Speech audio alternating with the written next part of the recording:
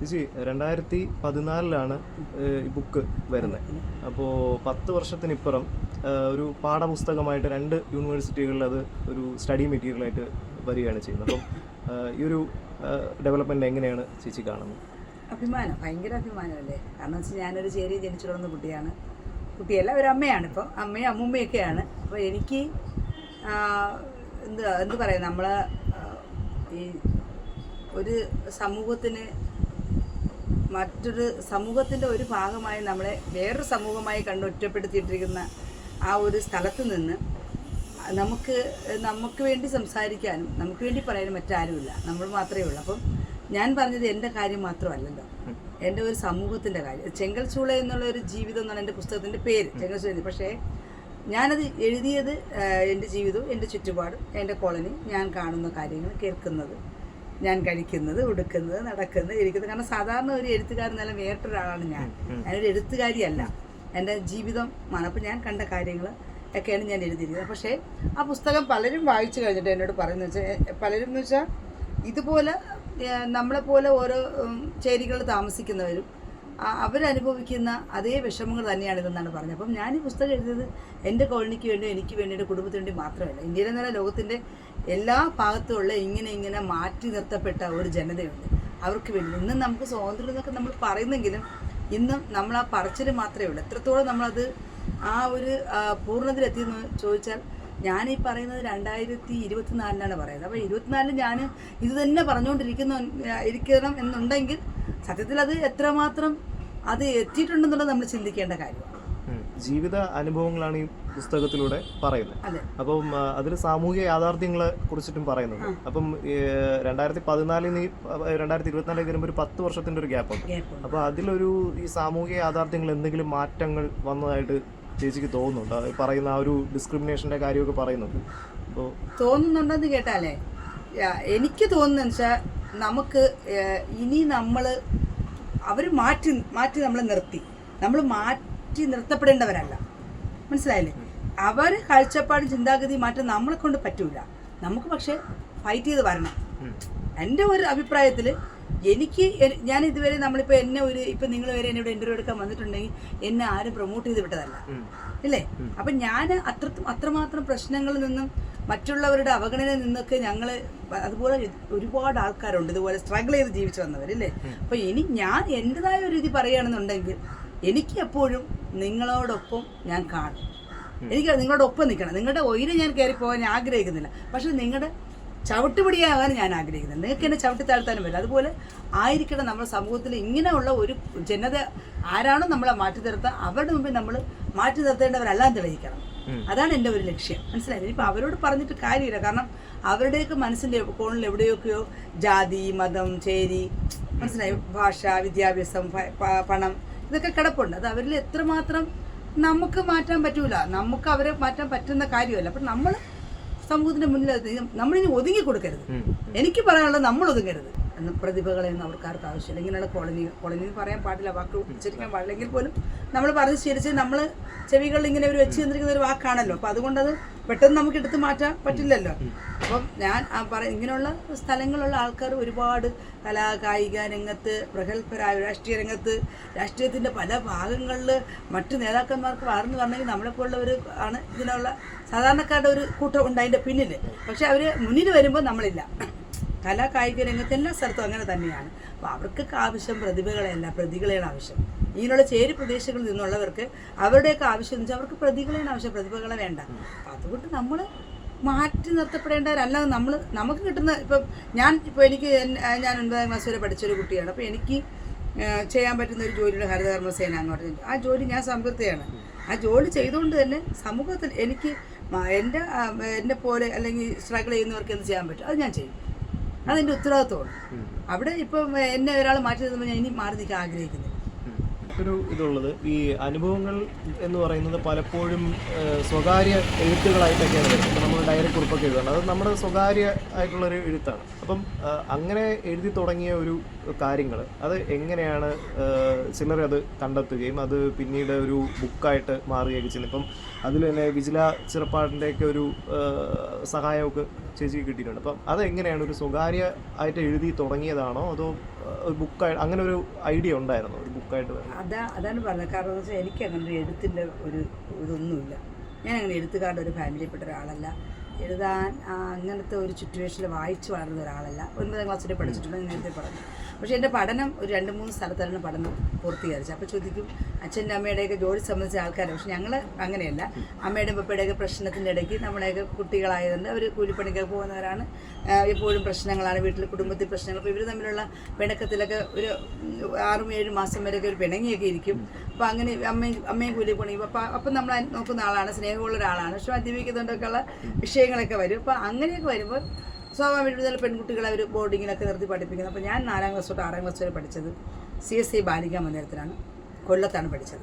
CSI ബാലികാ മന്ദിരം 1 തൊട്ട് 4 വരെ തമ്പാനൂർ UPSലാണ് പഠിച്ചത്. വീണ്ടും ഞാൻ അവിടുന്ന് 6ാം ക്ലാസ് കഴിഞ്ഞപ്പോൾ ഇവിടെ വന്നു തമ്പാനൂർ UPSൻ്റെ വീട് 2 വർഷം അവിടെ നിന്നു. പക്ഷേ ആ 2 വർഷത്തെ പഠനത്തിൽ എനിക്കുണ്ടായ ഒരു മാറ്റം എന്ന് പറഞ്ഞാൽ അവിടെ കുറച്ച് കാര്യങ്ങൾ നമ്മളെ അവർ നമ്മുടെ കുട്ടികളെടുത്ത് പറയും. സിസ്റ്റേഴ്സ്മാരൊക്കെയാണ് അവിടുത്തെ കോൺവെൻറ്റ്. അവരുടെ പഠനത്തിന് നല്ലൊരു ടൈം ടേബിളുണ്ട് നമ്മുടെ ജീവിതത്തിനെ കുറിച്ച്. അപ്പം നമ്മളെ നെഗറ്റീവും പോസിറ്റീവായ കാര്യങ്ങൾ അന്ന് ചെയ്യുന്ന കാര്യം എഴുതാൻ പറയും. അപ്പം ഇന്ന് ഞാനിപ്പോൾ ഒരു കുട്ടിയെ എന്താ പറഞ്ഞു, അല്ല എൻ്റെ ജീവിതത്തിൽ എന്ത് ചെയ്തു, എനിക്ക് വേണ്ടാത്ത കാര്യങ്ങൾ, കൊച്ചുകുട്ടിയുടെ മനസ്സിലുള്ള കാര്യങ്ങൾ അത് മാത്രം. ചിലപ്പോൾ ഞാൻ അതിലിരുന്ന ഒരു 5 കാര്യമായിരിക്കും. പിറ്റേന്ന് ആ 5 കാര്യത്തിൽ എനിക്ക് എന്ത് മാറ്റം വരുത്താൻ പറ്റും, ഞാൻ വീണ്ടും അത് തന്നെ ചെയ്തോ എന്നുള്ളൊരു ശീലം അവിടെ ഉണ്ടായിരുന്നു. അതാണ് എൻ്റെ എഴുത്തിൻ്റെ ശീലം എന്ന് പറയുന്നത്. മനസ്സിലായില്ലേ? പക്ഷെ അത് ഞാൻ ഇഷ്ടപ്പെട്ടു. അത് ജീവിതത്തിൽ ഞാനിങ്ങനെ അവിടെ 6ാം ക്ലാസ് കഴിഞ്ഞെങ്കിലും അവിടെ അത് നോക്കാൻ ഒരു സിസ്റ്റർമാരുണ്ടായിരുന്നു. 6ാം ക്ലാസ് കഴിഞ്ഞെങ്കിലും ആരും നോക്കാനില്ലെങ്കിലും ഞാനത് അങ്ങനെ തന്നെ കണ്ടിന്യൂ ചെയ്തു. എനിക്കത് ഇഷ്ടപ്പെട്ടു. ആ എഴുത്തെനിക്ക് താല്പര്യം തോന്നി. അപ്പം ഞാൻ ഇവിടെ പഠനത്തിന് വന്നെങ്കിലും എനിക്ക് എഴുതണമെന്ന് തോന്നുമ്പോൾ ഞാൻ അങ്ങ് എഴുതും. അപ്പോൾ അതിനിങ്ങനെ കുത്തിയിരുന്ന് ആലോചിച്ച് ഒരു ബുദ്ധിജീവിയെ പോലെ ഒന്ന് ആലോചിച്ച് എഴുതാനുള്ള ബുദ്ധിയുമില്ല. എനിക്ക് ആകെ കൂടെ അറിയാമെന്നുള്ളൊരു ശീലം ഇതാണ്. അപ്പോൾ ഞാൻ അങ്ങ് എഴുതും. മിക്കവാറും ഞാൻ എഴുതുന്നത് വെച്ചാൽ എഴുതി കഴിഞ്ഞ് നമ്മുടെ അക്ഷരങ്ങൾ എഴുതിയ പേപ്പറിലാണ്. എന്ന് വെച്ചാൽ നമ്മുടെ പത്ര കട്ടിങ്ങുകൾ, പിന്നെ നോട്ട് ബുക്കുകളൊക്കെ എഴുതിയതിൻ്റെ കൂട്ടത്തൊക്കെ എഴുതി ചുട്ടിക്കളയും. അത് സൂക്ഷിച്ച് വയ്ക്കണമെന്നൊന്നും തോന്നിയിട്ടില്ല. പക്ഷെ ആ കാര്യങ്ങൾ എൻ്റെ ജീവിതത്തിലുടനീളം ഉണ്ടായിരുന്നു. എനിക്ക് എഴുത്ത് ഇഷ്ടമാണ്. പിന്നത്തേൽ ഞാൻ എഴുത്തിനെ സ്നേഹിച്ചത്. അപ്പം എനിക്ക് എൻ്റെ വിഷമങ്ങളും വേദനകളൊക്കെ വരുമ്പോൾ അന്നും ഇന്ന് ഞാൻ ആരോട് പെട്ടെന്ന് എൻ്റെ വിഷമങ്ങൾ പറയുന്ന ഒരാളല്ല. മറ്റുള്ളവരുടെ വിഷമം ഞാൻ കേൾക്കാനിരിക്കും. എന്നെ കൊണ്ട് പറ്റുന്നത് ഞാൻ അവർക്ക് ചെയ്യാൻ ആഗ്രഹിക്കും. പക്ഷേ എൻ്റെ വിഷയങ്ങൾ ഞാൻ പറയാൻ ആഗ്രഹിക്കില്ല. അപ്പം ഞാൻ അങ്ങനെ എഴുതും. അങ്ങനെ എഴുതിയിട്ട് അങ്ങനെ തന്നെ കളയും. ഇപ്പോൾ സൂക്ഷിച്ച് വയ്ക്കാൻ ഒരു മുറിയോ എഴുതാനൊരു മേശയോ ഒരു പേനയോ പെൻസിലോ ഒന്നും ഒരു ബുക്കോ ഒന്നും ഉള്ള ഒരാളല്ല. ഞാൻ എഴുതുന്നത് ഒരു ഡയറി ആണെന്നോ ഇതെൻ്റെ ജീവിതത്തിൽ എനിക്ക് അതൊരു മുതൽക്കൂട്ടാണെന്ന് എനിക്ക് അറിഞ്ഞുകൂടാ. എനിക്ക് ഇങ്ങനെ ഇപ്പം എനിക്ക് ഇവിടെ തോന്നുന്നത് എഴുതണം തോന്നി ഞാൻ എഴുതുന്നു, അത്ര തന്നെ. ആ എഴുത്തിനെ സൂക്ഷിച്ച് വയ്ക്കാനും പ്രത്യേകിച്ചൊരു സമയമൊന്നും ഞാൻ കണ്ടെത്താറില്ല. അതാണ് എൻ്റെ എഴുത്തിൻ്റെ ആരംഭം. പക്ഷേ എഴുത്തിനെ ഞാൻ ഇഷ്ടപ്പെട്ടു. പിന്നെ ഞാൻ കോളനിയൊക്കെ ജീവിക്കുന്ന ഒരാളാണല്ല. എഴുതാൻ എനിക്ക് മലയാളത്തിൽ നന്നായിട്ട് എഴുതുകയും ചെയ്യും, വായിക്കുകയും ചെയ്യും. മലയാള അക്ഷരം എനിക്ക് ഭയങ്കര ഇതാണ്. അപ്പം ഞാൻ പിന്നെന്താ ഇവിടെ ഓരോ പ്രശ്നങ്ങളൊക്കെ വരുമ്പോൾ പലർക്കും പെറ്റീഷനൊക്കെ സ്റ്റേഷനിൽ എഴുതി കൊടുക്കുന്ന ഒരാൾ ഞാനാണ്. പാചകമൊക്കെ വെച്ച് അങ്ങ് എഴുതി കൊടുക്കും, അങ്ങനെയൊക്കെ ഉള്ളതാണ്. അപ്പോൾ പ്രാദേശിക കാര്യങ്ങളൊക്കെ ഇടപെട്ട് നിൽക്കുന്ന ഒരാളും കൂടെയാണ്. അപ്പോൾ 2013 ഇങ്ങനെ ഇടം സാംസ്കാരിക പരിപാടി എന്ന് പറഞ്ഞ് കുറച്ച് സാഹിത്യകാരന്മാരെല്ലാവരും കൂടി ഇവിടെ വന്നത്, എഴുത്തുകാരെല്ലാം.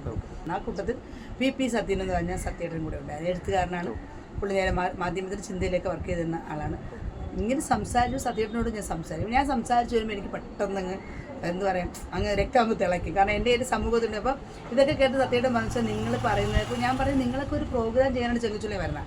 അത് കഴിഞ്ഞ് നിങ്ങളുടെ ആ പരിപാടി കഴിഞ്ഞാൽ നിങ്ങളങ്ങ് പോയി ഞങ്ങളെക്കുറിച്ച് പിന്നെ അറിയണ്ട, എല്ലാം നിങ്ങൾ കേട്ടിരുന്നിട്ട് അങ്ങ് പോകുന്നത്. അപ്പോൾ സത്യയുടെ എടുത്ത് പറഞ്ഞു തനിച്ച് ഒരു കാര്യം ചെയ്ത് തനിച്ച് ഇങ്ങനെയൊക്കെ എഴുതാനൊക്കെ ഇഷ്ടമുള്ള ആളാണല്ലോ.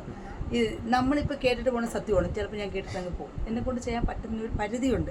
ചിലപ്പോൾ എൻ്റെ പ്രൊഫഷണലായിട്ട് ഞാൻ ബന്ധപ്പെട്ട് വരുന്നതായിരിക്കും ഇവിടെ.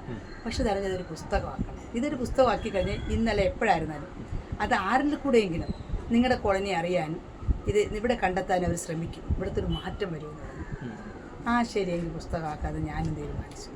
യഥാർത്ഥം പറഞ്ഞാൽ എൻ്റെ എഴുത്തിൻ്റെ ഇത് തുടങ്ങുന്നത് 2013 കാരണം ഞാനൊരു അടുക്കും ചിട്ടയോടെ പറയാൻ പറ്റില്ല.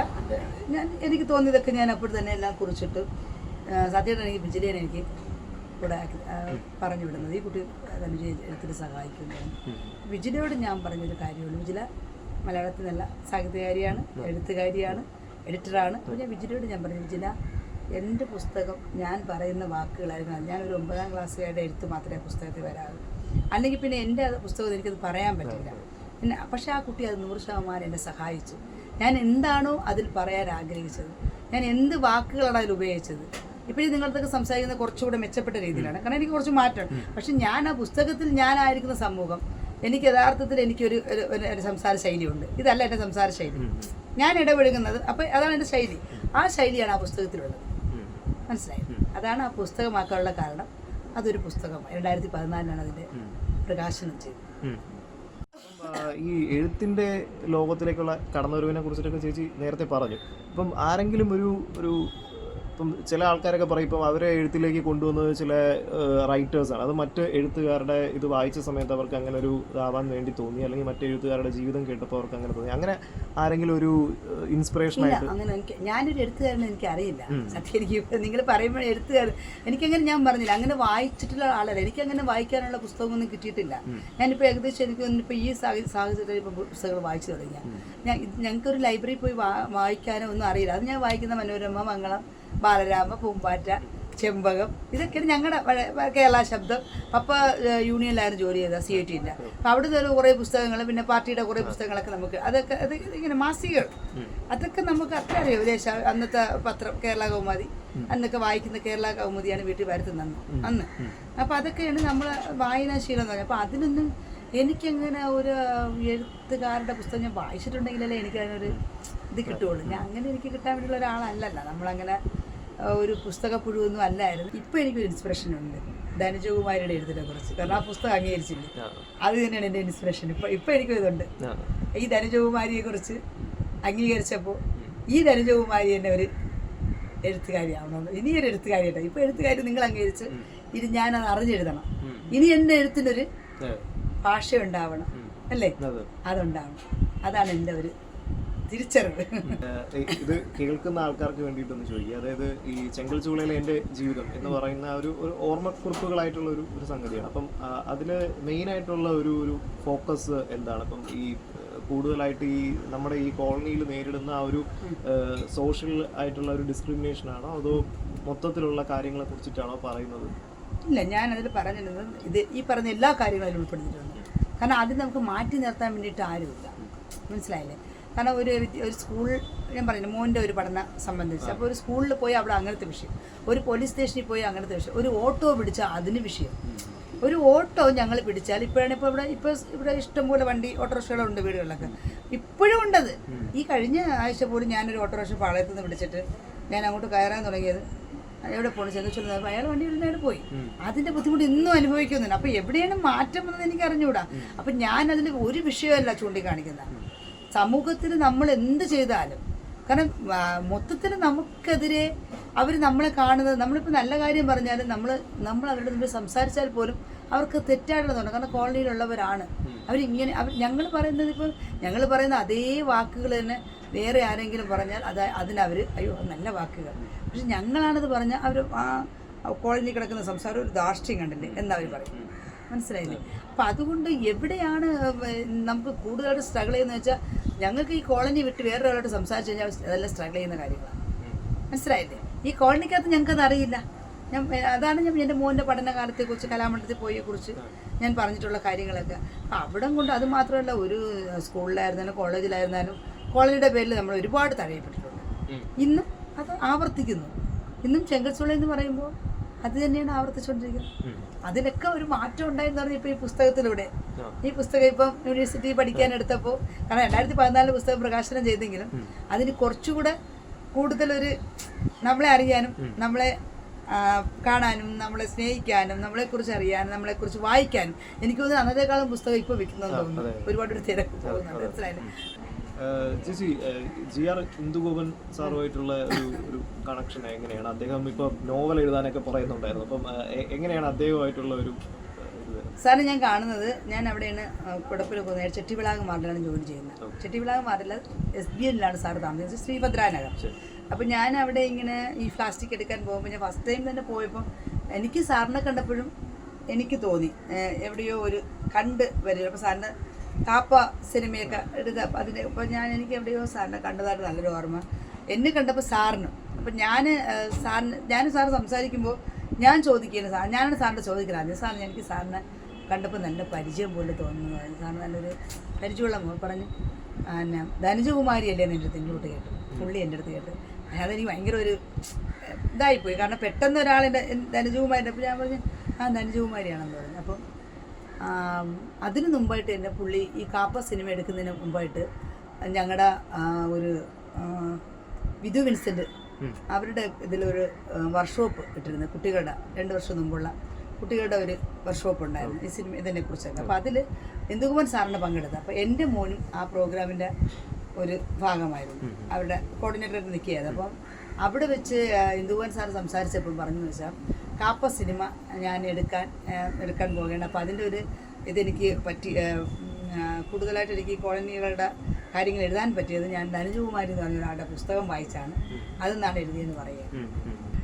ഇപ്പം ചേച്ചി ഒരു ഇതിൽ പറയുന്നുണ്ടായിരുന്നു ചെങ്കിൽ ചൂളിയുടെ ചരിത്രത്തിനെ കുറിച്ച് എഴുതണം എന്ന് പറയുന്നുണ്ടായിരുന്നു. അപ്പോൾ അതിന്റെ എന്തെങ്കിലും തയ്യാറെടുപ്പുകളൊക്കെ? തീർച്ചയായിട്ടും എനിക്ക് ഇവിടുത്തെ എല്ലാവരുടെ ഒരു ഡാറ്റ ഒന്നെടുത്ത് അവരുടെ ഒരു കണക്കെടുക്കണമെന്നുള്ളൊരിതുണ്ട്.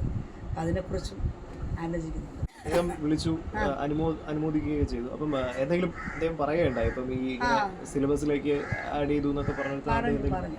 പക്ഷേ അത് പറഞ്ഞത് മാത്രം ഒരാളുണ്ടായിരുന്നു നമുക്ക് തർജ്ജമ തരാൻ വേണ്ടിയിട്ട്. പുള്ളി പുസ്തകം വായിച്ചിട്ട് തന്നെയാണ് എന്നെ യഥാർത്ഥമായിട്ട് തന്നെ വിളിച്ച് എന്നെ അനുമോദിച്ചത്. പുള്ളി വന്നോട് തന്നെ എന്നെ ഞാൻ സത്യം പറഞ്ഞാൽ എൻ്റെ ജീവിതത്തിലോ എൻ്റെ മക്കളുടെ ജീവിതത്തിലോ ഒരിക്കൽ പോലും ഇങ്ങനെയൊന്നുമുള്ളൊരു കാര്യം ഞങ്ങൾ സ്വപ്നത്തിൽ പോലും പോയിട്ടില്ല, മനസ്സിലായില്ല. അപ്പോൾ അങ്ങനെ അത്രത്തോളമൊക്കെ എത്താൻ പറ്റിയുള്ള ഒരു കഴിവ് നമുക്കില്ല എന്ന് തന്നെയാണ് ഇപ്പോഴും വിശ്വസിക്കുന്നത്. അപ്പോൾ പുള്ളി പെട്ടെന്ന് വരെയും ഇങ്ങനെ എന്നെ കെട്ടിപ്പിടിച്ചിട്ട് എന്നെ ചേർത്ത് പിടിച്ചിട്ട് പവർഫുൾ ലേഡി എന്നാണ് പറഞ്ഞത്. അപ്പോൾ എനിക്കത് പവർഫുൾ ലേഡി എന്ന് പറഞ്ഞതും ഞാൻ സത്യം പറഞ്ഞാൽ ഒരു സാധാരണക്കാരി സ്ത്രീയാണ് ഞാൻ. അപ്പം ഞങ്ങൾ ഇവിടുന്ന് പോകുമ്പോഴേ ഞാനും എൻ്റെ മക്കളൊക്കെ പറഞ്ഞുകൊണ്ട് പലതും പറഞ്ഞ് ചിരിച്ചും കളിച്ചൊക്കെയാണ് പോകണം. അമ്മ അവിടെ ചെല്ലുമ്പോൾ മഞ്ജു വാര്യർ ആവരുത് അമ്മ. പക്ഷേ യഥാർത്ഥം പറഞ്ഞാൽ ഞാൻ അവിടെ നിന്ന് ഇറങ്ങിയ ശേഷം ചിന്തിച്ച് തന്നെയാണ് മഞ്ജു വാര്യർ എന്ന് പറഞ്ഞാൽ എനിക്കിഷ്ടമുള്ള നടിയാണ്. അവരത് യഥാർത്ഥ ജീവിതത്തോടെ അഭിനയിച്ചിരിക്കണം. കാരണം ഒരു സാധാരണക്കാർക്ക് ഉൾക്കൊള്ളാൻ പറ്റില്ല. അത് ഞാൻ അനുഭവിച്ചു. ഒരുപക്ഷെ എൻ്റെ മക്കൾ കൂടെ ഉണ്ടായിരുന്നോ എൻ്റെ ഭർത്താവൊക്കെ ഉണ്ടായിരുന്നോ ഞാൻ അങ്ങനെ നിന്ന. ഞാൻ ഒറ്റയ്ക്കായിരുന്നെങ്കിൽ മഞ്ജു വാര്യർ ബോധം കണ്ടോ എന്നെ 108 കൊണ്ടുവന്നേനെ. ഒരിക്കൽ പോലും രാജ്ഭവനകത്ത് കയറുമെന്നോ രാജ്ഭവനിൽ ഒരു ഗവർണർ എന്നെ വിളിക്കുമെന്നോ ഒന്ന് ഇവിടുത്തെ ഒരു കൗൺസിലർ പോലും എന്നെ വിളിക്കുക ഒരു കഴിവുള്ള ഒരാളല്ല ഞാൻ. അപ്പോൾ നമ്മുടെ ഒരു ജനപ്രതിനിധി വെച്ച് നമ്മുടെ ഏറ്റവും വലിയ ഒരാളാണ് നമ്മുടെ കൗൺസിലർ. ഓടിച്ചേരുന്ന ആദ്യം കൗൺസിലറാണ്.